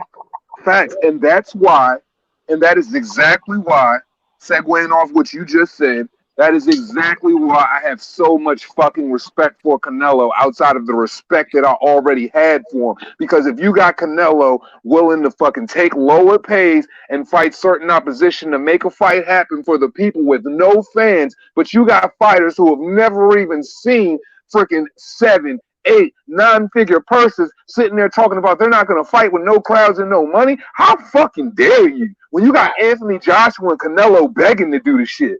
Fuck out of here. And then you got Ryan Garcia, who's offered $200,000. They did a fucking thing in this sport, going to turn it down. Man, somebody go smack yourself, Ryan Garcia. And already got a freaking pay raise as a fucking prospect who's never fought anybody below fucking rank 30 in his goddamn life. Right. Because his last opponent was ranked number 39, I believe. But check 54. This out. 54? 54. Dunno was ranked 34. That's even worse. Look, but check this out, though. Just to defend Ryan a little bit, and I'm not defending him on the decision he made because it was bullshit. He should have took the money. But damn, it worked out for him. Because now he get ready to fight Luke Campbell for an eliminator, and I think that's going to take him in a better direction, if he can win, of course. So it kind of worked out for him. I think Eddie Reynoso had a lot to do with that, too, for real. I think Eddie Reynoso was like, yeah, we need to take this one. For real, because, the Jorge Linares thing, it kind of left, it kind of left a bad taste in people's mouths, the way he was acting, considering, same time in 2019, literally, same time last year, he was doing this exact same thing before the Dunno fight. The exact same thing. And they gave him a pay raise. My thing is, you haven't won a fucking belt. You're demanding more money than what Shakur Stevenson as a champion got paid in this fucking prior fight, and he only got paid freaking $400,000, and you're sitting up here demanding another freaking pay raise. So, bro, and guess what? He wanted more than Shakur. He wanted $500,000. Yeah. Okay, I'm gonna defend Ryan Garcia here. First off, it's not about if you're a champion or not. It's about how many butts he's put in the seats. Ryan Garcia has what, like 4-point-some million followers on what does Twitter have to do with it? It's a draw. That's what matters when it comes to your purse. Your purse doesn't matter, if you have a belt or not. It's about how many butts you put in the seat. The more butts you put in the seats, the more you're gonna make. True. Now, Kalua, let me ask you one question. How many fucking butts are going in the seat right now, fam? Hello? There's none, but he's pretty much saying like, well, you want like I think there's none, but okay. Listen, Kalua, if you're saying his purse is built off of butts in the seat, but we're not allowed to have butts in the seat, he can't make the fucking demand, fam. Okay, about the fight that he quote unquote rejected, I think that was more publicity stunt just to keep his name in the in the spotlight. I don't think that was a serious fight like they were trying to plan, because they're not gonna waste one of the best prospects in a fight where with very little build up. They would want more build up for it, so it's just more of like a publicity stunt. Go ahead. I just want to know, how many seats did Ryan Garcia do against Fonseca? I'll wait. He doesn't know. I don't know, but I did see a lot of people. It's about the seats, right? That's the most. It's about the seats. When you've got 30% of the arena empty, you're not doing seats. When you 30% of the arena empty, you're not doing seats, bro. How many seats did Fury do for his fights again? That's apples and oranges. That's apples and oranges. And I'm gonna tell you why before you even go down that road. It's fucking apples and oranges, dude. It is a little guy versus a heavyweight. You don't make that comparison. And Fury is irrelevant to this situation. Fury is a fucking champion, and he's known. He beat Klitschko. He beat Wilder. Ryan has beat no fucking body, fam. Do you understand how this shit works? I'll say this. All I was trying to say was this, man. Go ahead, Mark. I'll just say that Fury did more seats in Vegas in a different country than Ryan Garcia did in his own country. Didn't Fury break the gate record since Lennox Lewis and Mike Tyson? Yeah, I don't think Ryan. Has Ryan Garcia ever been a main event fighter? I believe not. And I mean, fight purses are based off of prospects, and champion pay does change. So at the end of the day, these are how things work. And you can't sit up there and say because the guy has fucking Twitter followers or Instagram followers, he's filling up seats. That's the most asinine shit I've ever heard. He doesn't fill up seats. He's never been a main event. It would help if his Twitter followers and his Instagram followers weren't all 12 and 13 years of age. Or women that's not really interested. It's little cute women that thinks he's hot. They're not interested in goddamn fights. What are you know that he has 350,000 followers from Australia, right? 350,000 followers from Australia. They're going to fly over to see him fight? No. Because they only like the way he looked. They like the modeling. A lot of his followers, man, they only Ryan Garcia because of his look, not because of boxing. And that's a fact. People don't understand, bro. They say, "Oh, he got all of these Twitter followers." They're following him because of his look. He's a handsome young guy. They don't. I gotta say this. Boxing, fam. I gotta say this, and I hate to break some Ryan Garcia fanboy hearts, fam, but this nigga did not get them fans from boxing, B. He got them fans when he did that damn Abercrombie and bitch ad sitting on that damn poster in a fishnet damn shirt.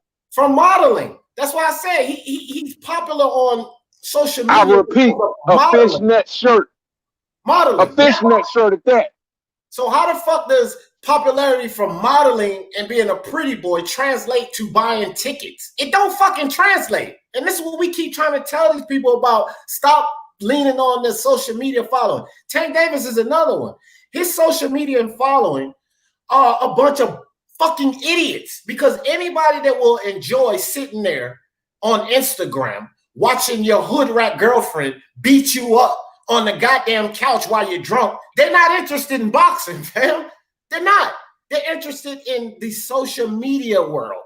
Celebrities in their turmoil. That's why they're watching these guys. Celebrities in their triumph. Celebrities in all the bullshit they buy. That's why they're watching them. They're not watching Ryan Garcia and Tank Davis because of the love of boxing. They're not like us. So all of these freaking social media fans that people keep trying to translate to boxing, it does not correlate. Stop it.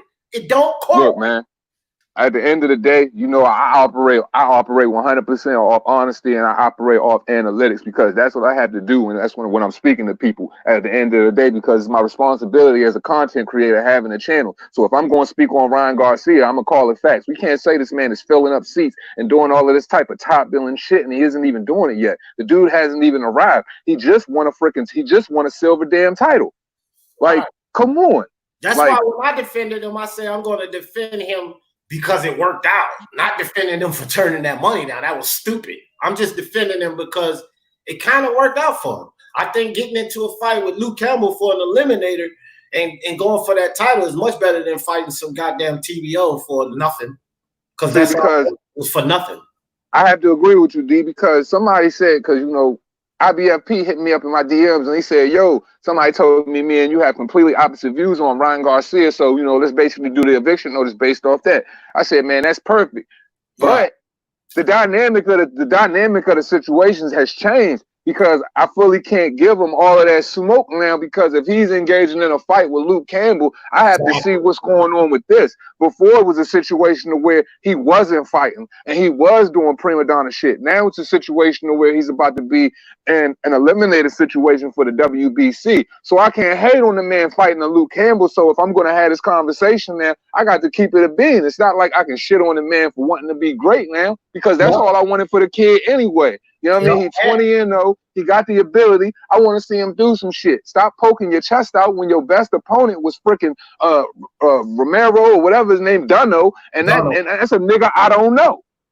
Right. And to go a little further with what you were saying, bro, I respect Ryan too, because he pushed for this shit.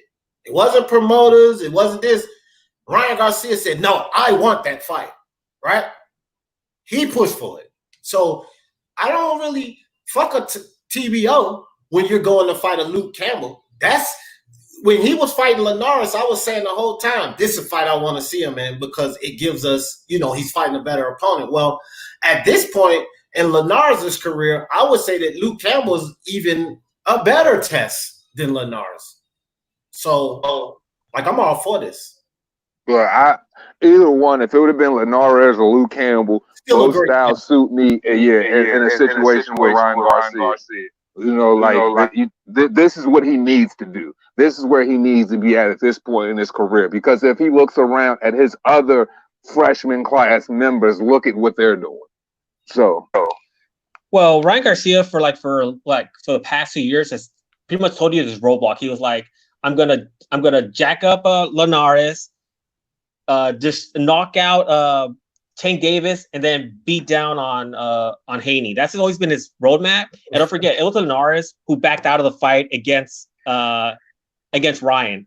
And now, like, he's looking at Luke Campbell, which is pretty much the same tier as Linares, or probably a higher tier. What y'all niggas?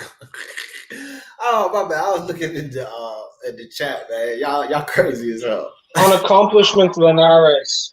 Is the higher tier, but based off. Oh shit! Facts. 3-division world champion. Yeah. But age plays a factor too. So is it still the same Linares that was a 3-time world champion, or is it an older Linares who's maybe not as crisp? Or you're talking about Luke Campbell? He's in his prime, and he just gave the Matrix like 5 years life.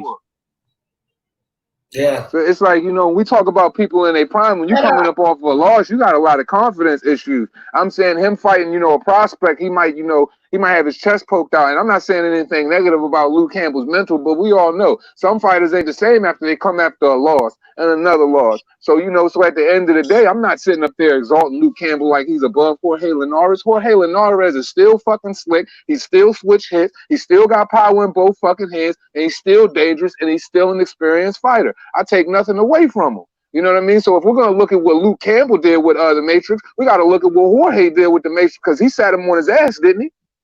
So I'm saying, and he timed him. So at the end of the day, we can't put one over the other. And if we're going to talk about accomplishments, Jorge got it. Yeah, no. That's why when you said it, Mr. Two Hands, I was like, yeah, you're right. It's a good test. Either way you look at it, it's a good test. I can't even argue with that. Because I was saying that. I was like, man, I want to see Ryan in this fight with Linares. And if he goes in there and he does what I think he's going to do to Linares, I'm giving Ryan credit, all of that. So you're right about that, bro. Like, I feel the same way with Luke that I felt with Linares. I mean, these are fights that he needs to be in. A Linares, a Luke Campbell, or you know what I mean, Delorme or something like that. He don't need to be fighting. Bro, I hate when people say when niggas get knocked out, man. Don't tell me it's a fucking career-defining fucking fight. No. That nigga got knocked out. That ain't no career-defining fight, bro.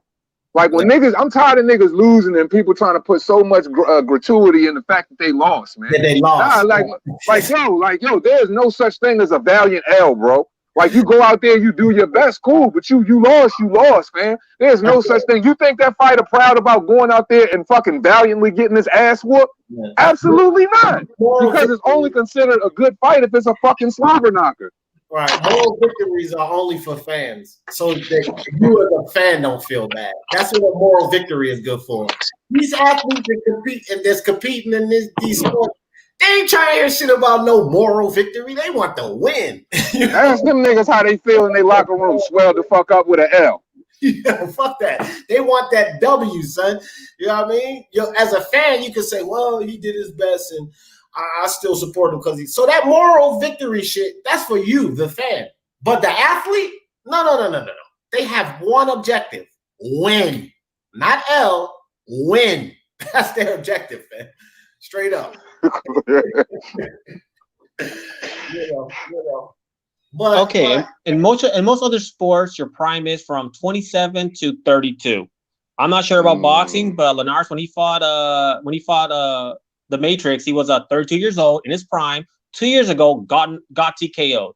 Luke Campbell just fought him, both in their prime, and Luke Campbell went to all 12 rounds. So is it the same Linares? From 27 to 32. Yeah. I think that's subjective. Like, I think that's pretty subjective and objective. Like, I think because you out your prime when you're 22 years old. You grow your grown man body when you're 23. Your prime is really from anywhere between 20 all the way up to damn 36.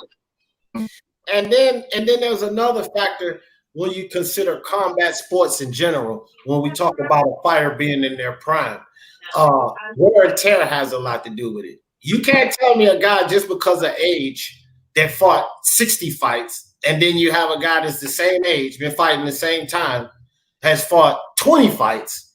I can guarantee that guy with 60 fights, as they go on in their career, is going to be past his prime first. You have to account for everything, bro. You do. Wear and tear definitely accounts for you being in your prime. Because if you get beat the shit out of too much, you're coming out of that so-called prime, and the age don't have a goddamn thing to do with it. That's for sure.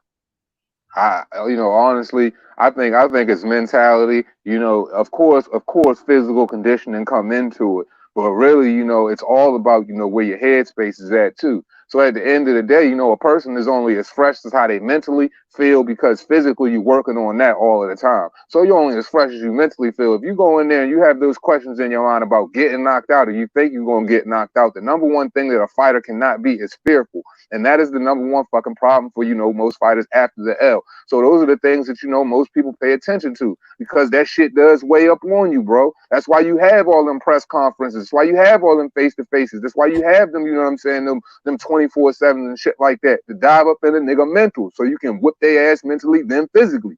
Hey, I'm not even going to get paid off this live, but Mr. Two Hands, this for you. You got to hear what my wife playing, dog. I know you know about this. Listen. Yeah. Oh, she cranking that shit. She got them pots and pans rocking in that jump. Come on. I know Mr. Two Hands got to hear this. Oh, no. Hey, don't that take you back, dog? Man, what? Everybody, I'm sorry. Unless you're from the DMV, y'all don't understand that. But if you're from the DMV, you understand that. Man, shit, them motherfucking back red Essence go them Northeast, man. Them Jones shoes a rock. Yeah, I won't be getting paid off this live, that's for sure. I'm gonna take the monetization off this one.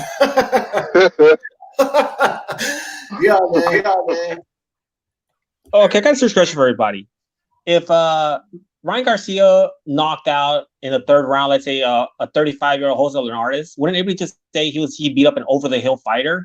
Well, like Luke Campbell, where they'll say, "Oh, he beat up a prime fighter who's one of the top people in his division."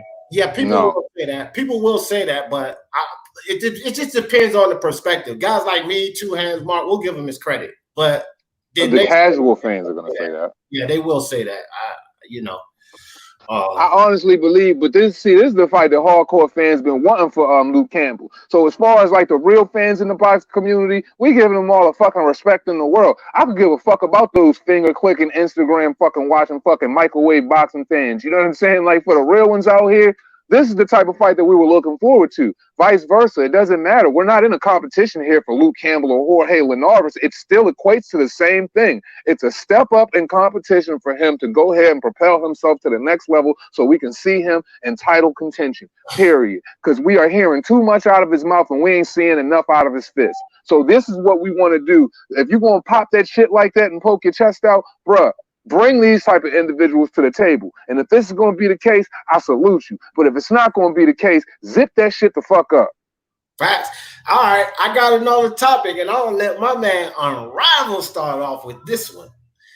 Jared Forrest said, I'm going to beat Carlos Takem's ass. He can't outbox me. He can't do nothing with me.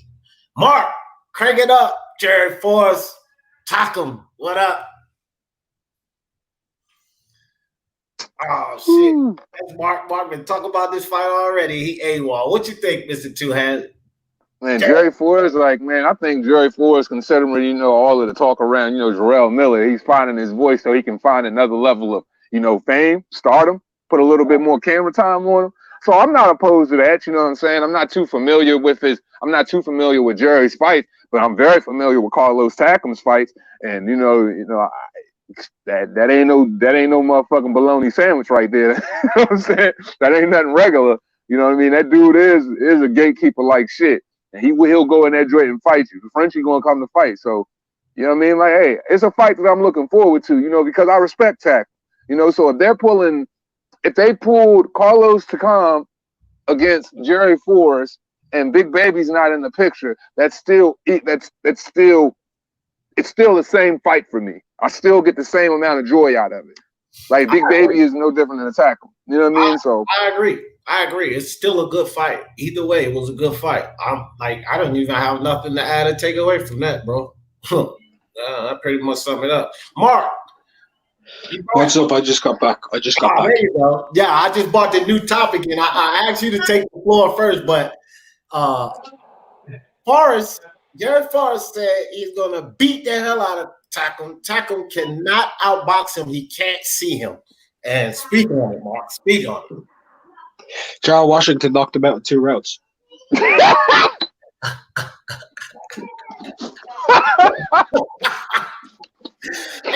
I know I can hear you, Mark. I got Mark started. That's when he disappeared too. He in the background like, you ain't never heard Mark explanation that short. He said, Gerald Watson knocked him out in 2 rounds. Mark just get blazed up. Long rip. Yeah, but hold on. Nah, it ain't like that, man. Oh shit. Pass that you to the left hand side. I said, where the hell Mark go? Mark went AWOL. He come back. Yup, 2 rounds. I'm ready. No, but it's true though. Look, don't get me wrong. Jerry Forrest can fight. We saw him against Jermaine Franklin. He can box, right? But we also don't know if Jermaine Franklin can fight. That's the first thing. We know that he's fat and he throws his hands with nothing and no rhyme or reason. And Jerry Forrest actually got robbed, in my opinion. But yeah, Takam should be too experienced, too slippery, too much movement for him. He should be able to old man his bones. Carlos Takam's a tried and tested true fighter. You know what I mean? He's a top 20 guy. Tank Nation, if you ain't left yet, thanks for sliding through, fam. Appreciate you. I see you was the blunt of the attacks in the chat today. I seen everybody going at you, but thanks for coming through, Tank. All right, fam. Flag and leg, Lisa B, salute. But Tank was in big stuff with about 3-4 people in the damn chat. Oh shit, man. I'm telling you, that's why I say. Yeah, he did drop bombs. Mark always dropping bombs. This is what I say. With Takum and Forrest, to me, I don't really know which one of those 2 motherfuckers is going to win that fight. I don't even really know. To me, this fight is not but so significant because Takum beats Forrest. Forrest beats Takum. What the fuck does that mean for either of them? Nothing. It means a lot more for Jerry Forrest than it does for Carlos Takam. Well, I will agree with that, but it doesn't really... Also, it could mean a lot less because if you can go in there and you beat Carlos Takam, a lot of people might not be interested in fighting you because you've got no value. You're meant to be a journeyman. Then you go and you beat what I call one of the 2 true gatekeepers of the sport, Carlos Takam. Carlos Takam and Derek Chisora are the 2 main gatekeepers at heavyweight. You beat those guys, you're ready to go into that top 15, top 10 bracket. And they had a great fight as well, by the way. Chisora did stop him, but Carlos Takam was whooping up on Chisora, so Takam can fight. He has a chin as well, and he's slippy. He's very slippery.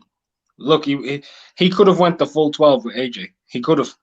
A lot of people still think that fight was prematurely stopped. Me included, by the way. I felt he could still go. But yeah, Takam can fight, man. He can fight.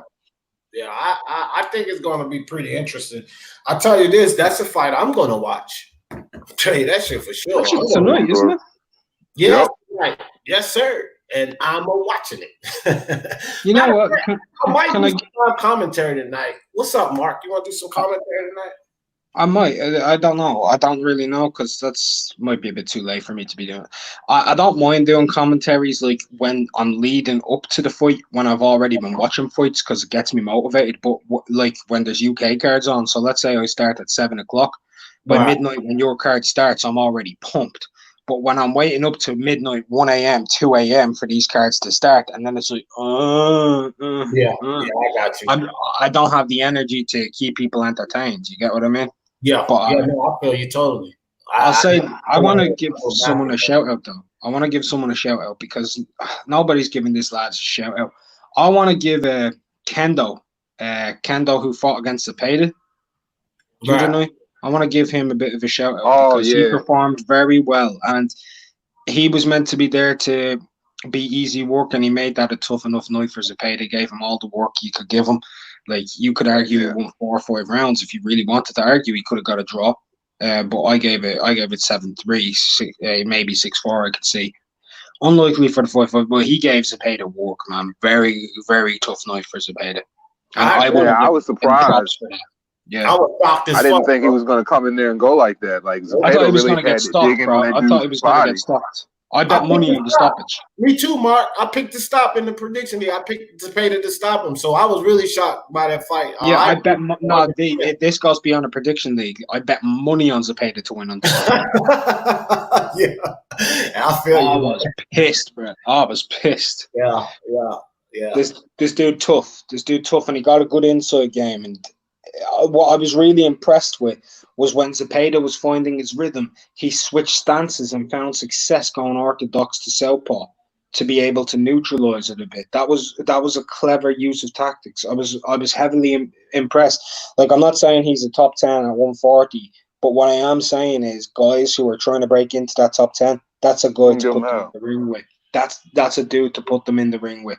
Like Giasav and Ergashev, these prospects coming through, they should try and get a fight with Kendo, because that dude will give them all the tests they need to prove if they can fight with the guys like Zepeda and above like Ramirez. You get what I mean? Facts all day. Kalua Z with the super sticker. Appreciate you, Kalua Z, my man. 2020. Yeah, for some reason, super sets are now like $5 instead of $2, and I'm like, all right, just give him super stickers. Yeah, look, whatever you guys do, hit a like, share the video, drop a super chat. I appreciate everything you guys do for this channel. Like, we growing and we growing and we growing. So, bro, it's much appreciated. I don't give a damn if you could donate 10 cents. I'm gonna give you as much appreciation as somebody that donated $100. It doesn't matter. The fact that you guys are contributing in whatever way you can, it's really appreciated, man. So anything you guys do anytime, like, I'm gonna mention it, but I just want y'all to know, like, I heavily appreciate that, man. Really do. I really do. Smoke says I picked Zepeda by decision. Yeah, good pick, Smoke. You called it right. It's a good pick, man. I know a lot of people were picking Zepeda for the KO, man. Yeah, a lot of people did. Because Zepeda can crack. Yeah, man. And he beat the shit out of Pedraza. Like, it was a good fight, but he dominated that fight. Oh, yeah. And Lisa Bell said Dragon Leg fights come on at 8. It's cool. That means I got time to put my damn picks in. Kalua is gonna be good. Can't wait. Yeah, it is gonna be good. Unrivaled boxing talking news. €2 super chat. I just wanted to see if the super stickers were for 5 or not. No, you can do a super chat for 2, man. Oh, okay. Well, but you're paying with euro. I'm paying with dollars, and dollars. When I clicked on it, it said 5. So I'm like, okay, it's $4.99. Yeah, but you can change it. Yeah, I think G Boogie gave $3 super, because G Boogie does a lot of super stickers. I think I seen like 3. Shit, I seen a super chat one time for $1.99. I didn't even know you could give that. I thought it was like $2 or more, but somebody put a super chat up on. I think I was on Johnny Boy's channel and said $1.99. I didn't even know you could give a $1.99 super chat. Soon as YouTube, I finally. Oh yeah, Mark, I should have called you 2 or 3 weeks ago. I did the dumbest shit, but finally, I got the payment shit to go through. You know, on Google AdSense, where you go. Man, I went through higher hell water to get my damn bank account. I was like, what the fuck is going on, right? Guess what? I missed the damn number in the account. They kept sending the shit back, and they put all the X's in just your last 4 numbers. Yeah. And so I was like, that's the account. What the fuck are they talking about? That's the account. So when I checked the whole number, I missed the 1. I was like, oh damn. I didn't put the 1 in. So just yesterday, after all this goddamn time, now I can finally receive a check. So, yeah, but what that means is the backlog payment will come to you as well. That's cool. That in the building, Big D Swisher time. You know what, chat? You are right, my friend. It is. And with that being said, Kalua Z, give me some clothes. Yeah, they stack your bread so you can grab it. Yeah. Hey, isn't it funny how as soon as I mentioned about the super chats, people start giving you money now? You sparked it off, man. Actually, Mark sparked it off. He came in the door with the super chat. My man Mark. Well, you were the vessel. Yeah, man. Give me some closing thoughts, Kalua, about today's. My damn weed plant. Oh, my bad. Okay, my closing thought is Ryan Garcia is like is for the future of boxing. He's gonna be a superstar, which is why, just like in football, when players hold out, boxing should have that right too. They don't think they're making enough money. They should just do what they need to do to make that money. Because a boxer, every single time he goes up to fight, he risks his life, so he should make as much as he can. And if he has to hold out on certain fights to get what he wants, he should do it. If the promoters don't want to pay it, they can just let him go. I appreciate you, Kalua. And I want to say this too, Kalua Z. I was just telling my brother this. I was talking to him on the phone this morning. I got a lot of respect, guys, for Kalua Z. And Kalua Z is a prime example of how debates need to be in this community. Kalua Z and I met up on Punch Drunk's channel and had a heated debate going back and forth. One of those type of debates that could have turned south, and Kalua hates me and I hate him. He didn't allow that to happen. And you guys know that I don't allow that to happen. And he came over to this channel after that debate. He's subscribed and he's been here ever since. And I got much respect for you for that, fam, because that's what debating is about. You can have a debate, but dude, we're just talking sports. There's no need for me to be upset or not like Kalua Z. There's no need for Kalua Z to be upset or not like D. Jefferson. That man's an example of how this boxing community, this sports community needs to run. Shout out to you, Kalua Z. Much respect to you, fam. Always welcome here on my panel. Always welcome on my channel. You part of the Speak Your Mind Sports Talk family, dog. So, Mr. Two Hands.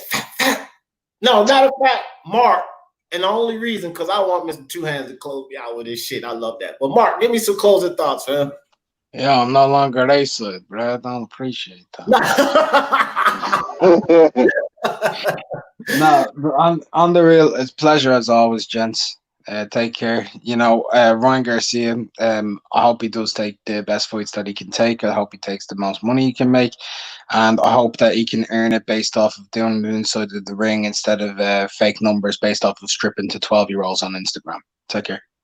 Thank you, Mark. You're always welcome, bro. Appreciate you coming on. Now, my man, Mr. Two Hands Up. Before you go, I'm going to let you go because you know what I want to hear at the end. I'm going to let you close it out. And I'll give my quick final thoughts. Listen here, everybody. The heavyweight division, Carlos Takam and Jerry Forrest, I'm going to watch the fight. I'm interested, but it don't really mean shit. Ryan Garcia, things worked out for him. I'm excited for this Luke Campbell fight. And if Ryan Garcia is to get past Luke Campbell, then he's definitely one of the top guys at 135, okay? And outside of that, I appreciate all of you guys coming through. Chet Collins with another super sticker. Appreciate y'all always, Chet Collins. And Mr. Two Hands Up, give us your closing thoughts and that famous phrase I love at the end. Man, as always, man, much love and respect to the chat, man. Without y'all, there is no us, man. Y'all make us who we are, man. You know what I'm saying? Niggas getting greater because y'all making us better. So at the end of the day, man, I must tell y'all, man, much as I hope Ryan Garcia, he does the right thing. I hope he does, you know what I'm saying, take on the Luke Campbell challenge. I wish all of these guys nothing but success. At the end of the day, it's only my job to just call it down the middle. That's what it is. And ain't no feelings involved for me ever. So at the end of this shit, you know what I'm saying, as we always must say when we close this shit out, it costs you nothing to pay a fuck nigga, a fanboy, a lame nigga, no mind. Salute to D Jeff. Salute to the chat. Respect though. Peace.